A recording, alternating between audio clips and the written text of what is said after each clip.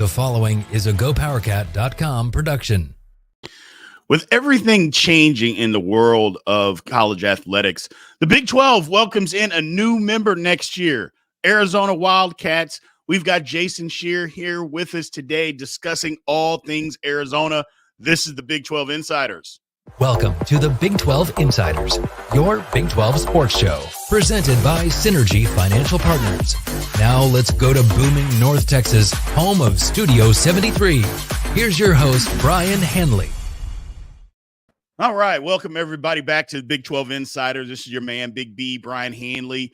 Today we've got Jason Scheer, who covers Arizona Wildcats, who's going to be a new member. Jason, we have incorporated everybody that's coming into the conference. We've already incorporated you, so we're counting you as a Big 12 school already. How you doing today?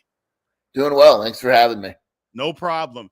As always, just real quick, people, as a reminder, please go to the channel. We're also opening a new channel on YouTube, so make sure you go subscribe, like, comment, all that good stuff. Set your notification bell so you know when we're coming on, all those good things, and we appreciate your support there.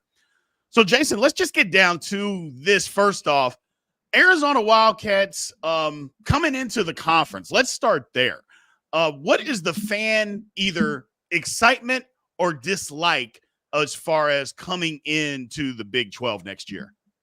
I think you always will have your diehards where, you know, it's Pac-12. That's what I grew up on and all that. But I think for the most part, from the interactions that I've had, it's a lot of excitement.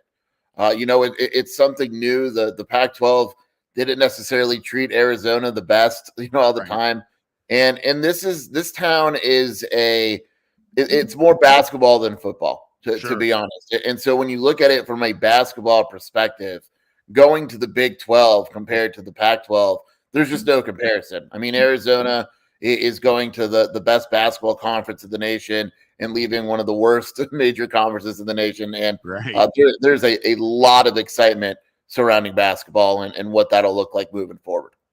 Hey, yeah, let's just dive into basketball a little bit there. Look, Arizona, one of the better teams in the country, in my opinion, Jason, not getting the respect that I think it deserves. There's a lot of talk about them battling it out for a number one seed. I kind of think Arizona at this point, in my opinion, and I think in a lot of people's opinion, should already have that number one seed locked up. I know there's talk of Tennessee, maybe sneaking in there, but I think Arizona's done enough for that, don't you? Yeah, and part of that actually, it goes back to what you just asked me. Like the issue is, and what would hold Arizona from not getting a one seed is the weakness of the conference. Like they don't play a tournament team. There's only one other tournament lock, and that's Washington State. Maybe if things go well, they get in 3 teams. Meanwhile, Tennessee, they're playing Auburn. They're playing South Carolina tomorrow night. They still have to play Kentucky. So I think what people are kind of doing is reading the future where, if Tennessee wins out in the regular season, I completely understand wanting to give them a 1 seed because they're beating quad one, teams every game, whereas Arizona can't even get the opponent. But I do agree that on a national scale, I think Arizona's probably not getting that respect. But part of that is, what is that reason? Like there's only bad losses available. Like Arizona beat Oregon, killed them on Saturday. But to most people, that's just Oregon, not a tournament team, right? So it's hard to get that certain level of respect that Arizona probably deserves. And look, if they don't get a 1, they'll get a 2 in the West, and I'm sure they'll be just fine with it. Gotcha. Hey, I was going to mention that. Yeah, 1 or 2, as long as they're going to be out West, I think they're going to be fine. Coming into the conference, a lot of people aren't necessarily familiar with Arizona. It's out West. A lot of people in this part of the country, I'm in Texas, maybe they're not staying up as late to watch Arizona. So since that might be the case for a lot of people, kind of familiarize people with the Arizona basketball team, Jason. Let them know what we're looking at this year so people, when they're starting to fill out their brackets, they can be more familiar with who Arizona is. When Arizona's offense is clicking, there's very few, if any, offenses that are better. They scored 100 points 7 times this season. They are a very dynamic offense that's built around passing the ball. There's no one guy like Caleb Love. The transfer from North Carolina is going to win Pac-12 Player of the Year, I would assume. And he's very good. But there's also not that one player. The way the offense is designed where you can go out and try to contain Caleb Love, but there's still other guys. That center is Umar Ballo, having a great season, going to average a double-double when the season's over. Keyshawn Johnson was a transfer from San Diego State, was part of the run they made last year. Pella Larson is a fourth-year guy, returning, very experienced, playing well. Jaden Bradley coming off the bench at point guard from Alabama has played well. Kylan Boswell, their freshmen hit pretty high. They're a sneaky good defensive team. You know, they had some struggles early in the year, but their offense is definitely what carries them right now. Gotcha. So offensive team, sneaky good. I'm assuming super athletic because I've watched Arizona a couple of times, and it looks like, you know, when they get out and they get running, they get up and down the court, that's kind of their game, and being able to do that ball movement. Tell us a little bit about Caleb Love. Look, everybody around the nation kind of heard some stuff, him leaving North Carolina and the reasons that he's left North Carolina. And I don't want to get into that because, you know, a lot of that can be hearsay. But at the same time, what has he meant to Arizona coming over and being as good as he has been? Yeah, I was super skeptical when Arizona landed Caleb Love because of the stuff coming out of North Carolina. And you're like, well, is this the best addition and all that? He has been nothing like what I expected, and that's in a good way. I mean, awesome teammate, very coachable. The coaching staff loves him. A lot less, you know, look, he's going to put up some selfish shots once in a while because that's a scorer's mentality, but unselfish. Like, he's had games this year where he's had 7 or 8 assists. He doesn't turn the ball over very much. He has been, you know, without him, Arizona would not be nearly as good. We wouldn't be talking about Arizona making a run at all. With him, you know, the sky's the limit, and because he's so talented, and you know, even, you know, Kylan Boswell, the starting point guard for Arizona, I talked to him months ago and I asked about Caleb Love, and he's like, look, I heard what you heard, and I just want to go on record of saying none of it is true. Like, the team itself was surprised at how well Caleb Love kind of, you know, integrated himself with the culture at Arizona and all that, and he's been awesome. Good for him. Well, it kind of sounds like, you know, you maybe did, I shouldn't say wore out his welcome, but sometimes change can be good. And it sounds like him just getting out of North Carolina, whatever happened there, it was good for North Carolina because they're really good this year. And it was good for him because he's playing very well. But not only that, Arizona in itself is playing very well. So you mentioned getting into the Big 12, joining the best conference in the country, and the fans are just absolutely loving that. I would say let's just talk about any rivalries that they are talking about, trying to maybe I know Kansas is the big one. Obviously, everybody's talking about Arizona and Kansas. Was there anybody else that they're looking forward to maybe getting in the mix with and playing every year, or is Kansas the big name? Kansas is the big name, you know, and look, like, Arizona fans are going to be excited at, you know, Baylor, Houston, schools like that. Like, you know, that it's different, right? And there's going to be parts of the fan base that have to get used to the fact that, you know, UCLA is the rival, and tomorrow night's going to be the last time probably Arizona plays UCLA for a long time, right? That series, they're on different pages with where they want that series to go, but so they have to find a new rival, and, you know, ASU isn't good enough at basketball, so that rivalry won't carry, and so you got to find a new one. And Kansas is natural, mostly because there's history. There's tournament history with Kansas. And so that would be the natural one. And you look at the best team in the conference. Arizona's been the best team in the Pac-12, and they want to be rivals with the best team in the Big 12. But there's other teams too. And I think it's a unique situation for Arizona because there is no, you know, ASU's, Oregon State's, you know, Cal's, where you're going into a game and you have a 90% chance of winning, right? And it's something where I think it'll develop a little naturally, but yeah, from a fan perspective, it's Kansas. Right. So a couple of things, like a lot of the teams that we've talked to several different people around here, and they said one of the things that kind of caught them off guard or they had to get ready for is just what you mentioned, kind of the night in, night out grind that it's going to be, where, you know, coming from other conferences, you might go 2 weeks and not play a team that's up to your caliber, maybe even 3 weeks, and you're not necessarily playing a team that's up to your caliber in the Big 12, especially this year, it's every night. You go on the road and you've got problems. I mean, Kansas going to UCF and West Virginia and losing. It's things of that nature. So has there been any talk? Now, granted, I know they're right in the middle of this season, so you can't really talk about what's going on next year, but fans do. Are fans excited about going to some of these other ventures and just having the opportunity to play these really good teams every single night?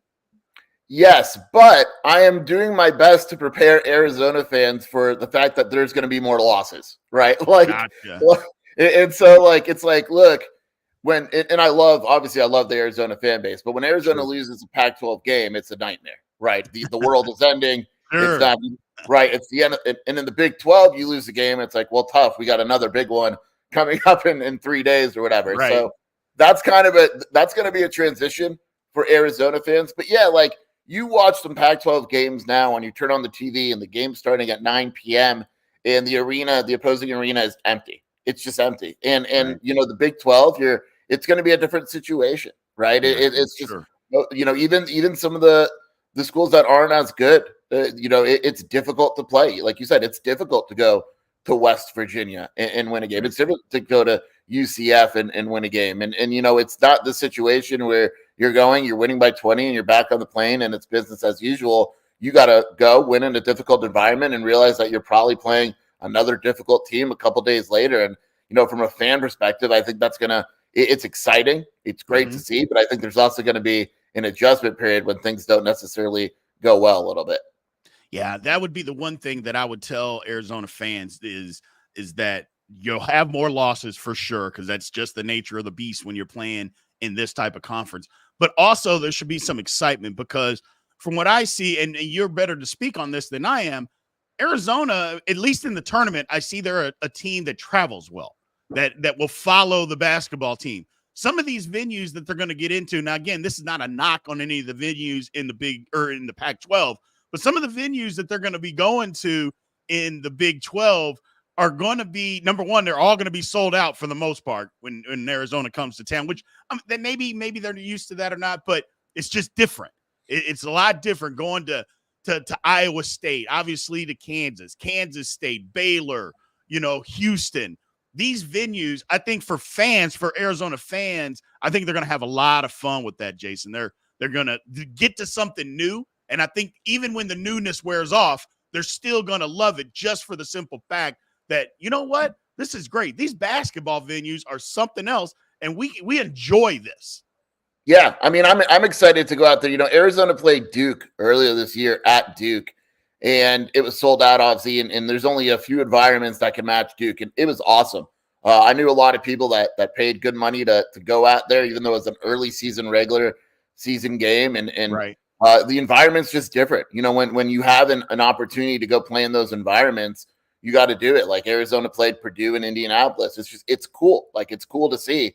And there's no really, Arizona is the measure in the Pac-12 in terms of fan bases, right? Like, nothing's going to be like McHale, and I'm biased and all that, but I think most people would say that McHale is the most difficult place to play in the Pac-12. When you go to the Big 12, there's different environments. Like I put on Kansas State, right? And Kansas State looks awesome. Texas Tech looks wild. You got people getting carried out. Like it's awesome. Like it's really fun. And I think that fans and Arizona fans travel a lot. One of the things you'll notice about Arizona is you put on a game, and if they're doing well, you can always hear that U of A chant, no matter where it is. It happened at Duke. It'll happen everywhere.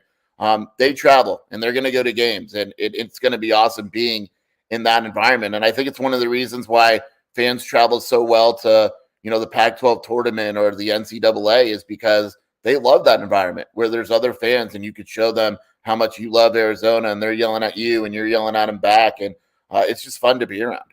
Gotcha. One last question on hoops here before we take a break. The team this year, obviously very, very good, competing for a number one seed. And in my opinion, I think they should already have it locked up. But like we mentioned earlier, one or two, as long as they're out west, I think they'll be fine. Chances of winning, I know that Arizona's been upset in the tournament before. and again, I'm not trying to piss off any Arizona fans, but what are the obviously the expectations are national championship. That's what they want. Having said that, are fans a little on edge with this team, or are they really, we've got a good team, a confident team that's really playing good? Because to me, it looks like Arizona's kind of playing really well. Now, you mentioned the competition, maybe not the best right now in the conference, but just looking from the outside looking in, you can kind of see when a team's really playing well, and it seems like Arizona's playing well right now. Yeah, they're playing, in my opinion, they're playing their best basketball of the season, but Arizona fans are always on edge. They could be 28-0 right now, and they're still worried because of that tournament history. I mean, as you know, like, it wasn't just last year. I mean, there's a long history of early upsets, and I think, while I think this team is built considerably better than last year's team because of a guy like Caleb Love, it's still going to be like, okay, let's get out of that first matchup. Let's get out of that second matchup, as opposed to, oh man, we can't wait to make the Final Four. It's a game-to-game basis with Arizona fans right now. I gotcha. Well, thanks for taking the time to speak to us about the hoops. On the other side of this break, we're going to dive into a little bit of football and a little bit of expansion talk. So one quick message from our partners here with Synergy Financial Partners. We'll be right back. At Synergy Financial Partners, the mission is to change the way Americans plan for their financial future. Synergy doesn't just offer you a financial plan. At Synergy, the goal is to help you find your best financial future. Learn more at synergyfinancial.com.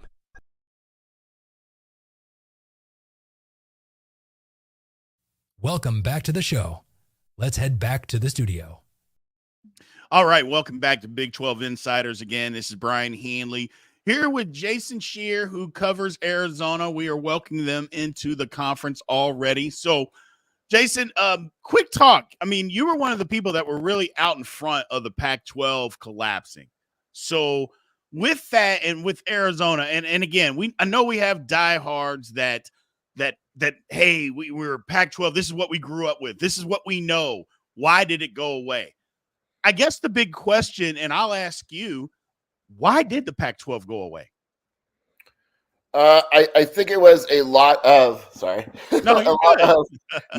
narrow-minded leadership. I think it's a bunch of people in the room that thought they were infallible, that thought that things wouldn't go the way they did, and they were wrong. Like, it's and I always go back to the first opportunity the conference had to expand, and they said, no, we're good. No reason to expand. And then before you know it, UCLA and USC are gone, and that was the beginning of the end. Once those two schools left, they said publicly we could replace them. You don't. Like, they were responsible for so much of the revenue and the market of the Pac-12 that you weren't going to be able to replace them. And then from there on out, you kind of had it was every man for himself, and it just kind of snowballed from there. And the interest that they thought would be, starting with expansion, the interest that they thought would be there never materialized. And before you knew it, it was just too late. Right. Yeah, and it's kind of the way that I looked at it. Obviously, I was on the outside looking in, but when you looked at it, it's just like, why won't you expand? What's the purpose of not trying to get more? You know that's where it's going. And when you knew that that's where it's going, why didn't they just stand up? I don't know. And I mean, good for us. Look, the Big 12 was right there to pick up the pieces, because I think the Big 12 kind of understood that. And, when things started falling apart, okay, we're going to do our best to get more teams. Speaking of expansion, now Arizona's coming in, bringing in Arizona State, Utah, and Colorado. Obviously, I think there's going to be more expansion. I don't think that this is done by a long shot. I think the ACC is hanging on by a thread. And I've said it many times. Me and Fitz have talked about it. When there's lawyers involved, they're going to figure out a way to get out of something. And I think that grant of rights deal is all but over with. So having said that, Arizona fans, knowing that there's going to be more expansion, or thinking that there's going to be more expansion, are they wanting expansion west? I'm assuming that's in their best interest. Or does Arizona fans, do they believe, you know what, we want to do what's best for the conference when the Pac-12 didn't do that before and it crumbled? Are they saying, hey, let's just do what's best for the conference, and if that means going east, go east, but make sure the conference is secure? Yeah, I actually think it's best for the conference. I have it come across many Arizona fans that are saying we want to go west, we want to add more schools west and all that. It's what is going to make the Big 12 the best possible situation moving forward. Because Sure. the reality is that's what this is all about. Like, you better Yeah. be secure, because the next step is going to be even bigger than the last step. And Correct. if you're not secure, and if you're not strong, you'll just be part of it. And in my opinion, I've been of the opinion we're headed towards the super conferences and all that. And if you're the Big 12, you're trying to be right there, right? Correct. Because if you're not, and you're the ACC, like, the ACC is not as strong as the Big 12 right now. No. And other conferences are not as strong as the Big 12. So if you're the Big 12, you're moving to be the third big conference. And Arizona fans, for their perspective, whatever it takes, if that means expanding west, if that means going east, whatever it takes to make sure that Arizona has a spot is what the fans generally want to see the conference do. Gotcha. As we kind of transition a little bit to our talk to football, so I've been asking a lot of people, and the answer's kind of been a little bit of a mixed bag. I'll ask you the same thing. With the Big 12, not necessarily with football having a big brand, with Texas and OU leaving, there's not a blue blood that's in the conference as far as football is concerned, or a huge brand. Do you believe that it's better as a whole if the conference says, you know what, you're right, we don't have the huge brand? Because trying to build a huge brand or a blue blood like that takes generations. It's not something that's going to happen overnight. I mean, it could take 50 years for something, if it ever happened. But do you think it's more important that the conference say, you know what, we're stronger because of our numbers and because of our parity, that every 3 or 4 years somebody else is going to win this thing, and that's the strength of our conference? Versus on the flip side with basketball, where basketball, the Big 12 can stick its chest out with Arizona, with Kansas, Baylor, Houston. They can stick their chest out a little bit. Do you think it's more important in football to do strength by numbers?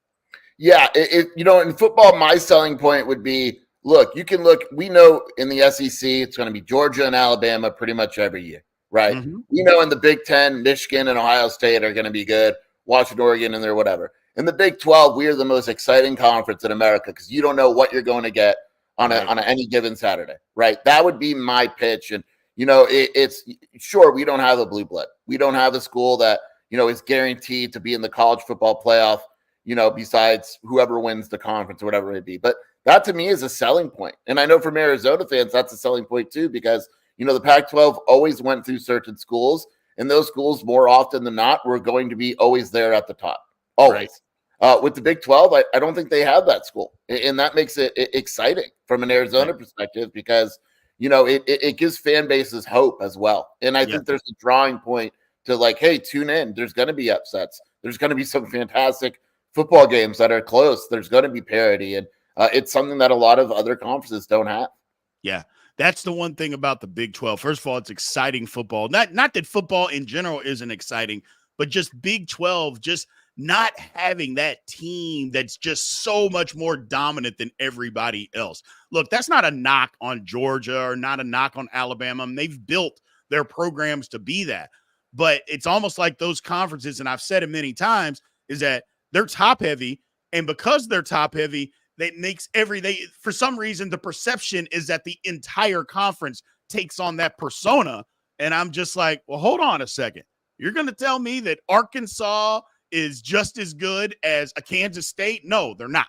I go, that's not the case. Or, a South Carolina is as good as Oklahoma State? No, they're not. I go, these teams are as good as a Utah or even Arizona. I mean, it's just not that way. And I think, with the way that parity is going in college athletics, especially with the transfer portal and NIL and all of that stuff, I just think the parity is going to continue to grow. And I think the Big 12's got a big footprint in that. And I think with Arizona being as good as they were last year, look, let's be honest, nobody thought they were going to be that good. They just didn't. And they came out of nowhere, and they were better than good. They were outstanding, which leads me, what are we thinking this year with Arizona, Jason?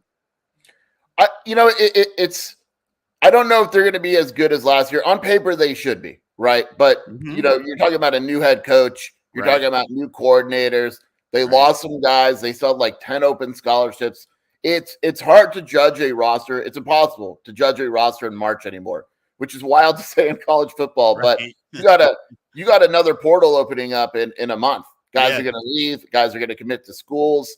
The player personnel guy that was here under Jed Fish told me, look, like, don't even ask me about my roster until August. That's when it's finalized. Our roster will be finalized at the end of summer, going into the first game, because that's just reality. Like, Arizona added their best defensive lineman last year at the end of May.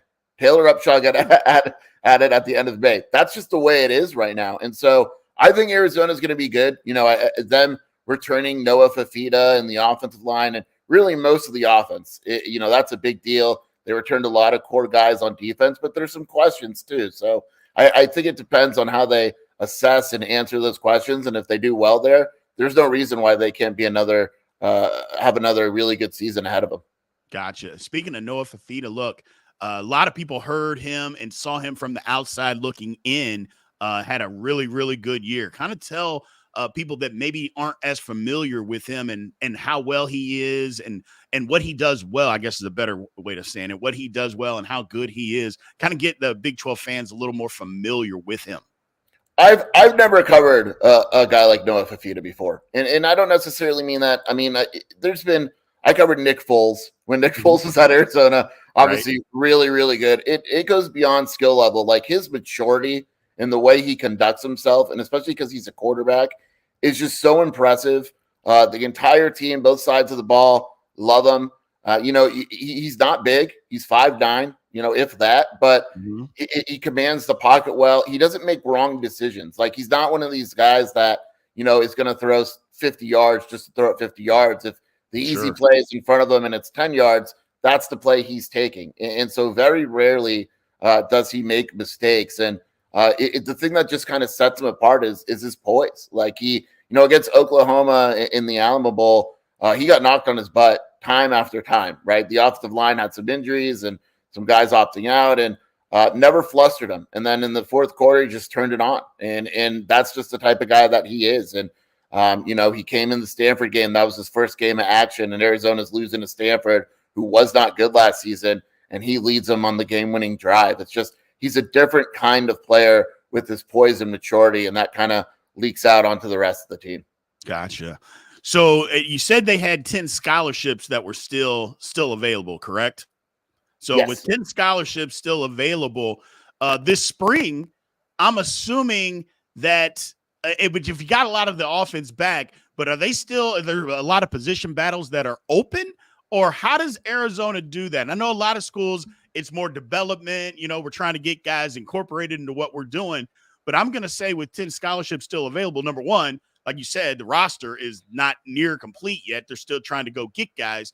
But is this more of a, hey, we want to battle and try to find positions, or, hey, we want to keep people healthy and just kind of do a lot more development and implementation because we've got a new coach in town? I think it's a little bit of both. I think the defensive side of the ball, there's going to be major competition. Ephesians Prysock, who was a starting cornerback, went to Washington with Jed Fish. There's very little depth at corner. They brought in some guys. Takario Davis is going to start at one of the corner spots, but he's actually in the portal right now, and he just hasn't committed anywhere. So the feeling is that he's going to come back. But if he doesn't, now all of a sudden you're out 2 starting corners. So you need to have a competition there. The defensive line, Arizona lost Taylor Upshaw, who I mentioned before. They lost some guys there. There has to be a competition there. Tight end, Arizona lost running back. So there's going to be competitions, but there's also going to be look, wide receivers, most of those guys are back. It's not going to be a huge competition.